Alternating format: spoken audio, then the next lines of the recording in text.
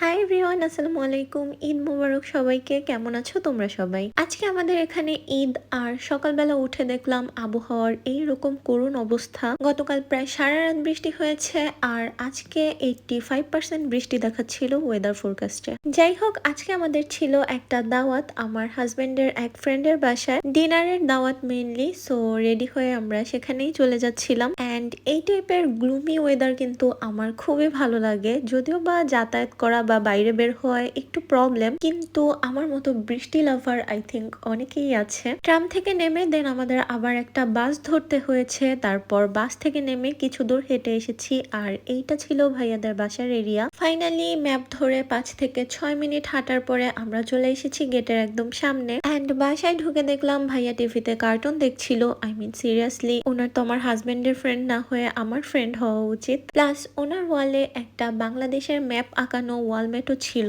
After all স্বদেশ প্রেম বলে কথা। Now I am sure you guys are not ready for this balcony view. ওনার বাসাটা ছিল 12 তলার উপরে, and look at the view, oh my God. আমার তো মনে হয় I can grow old and die with this view.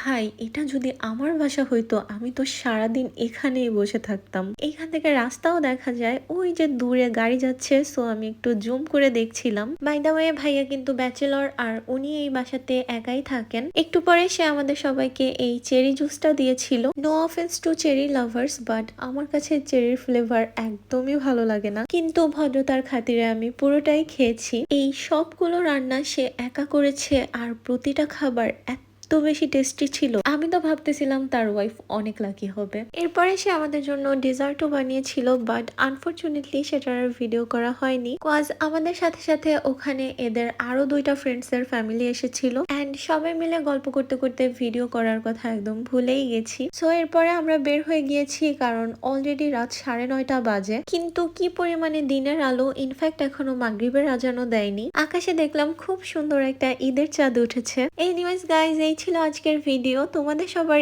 Eid কেমন কাটলো অবশ্যই জানাবে। See you in the next one. সে পর্যন্ত সবাই ভালো থাকো। আল্লাহ হাফিজ।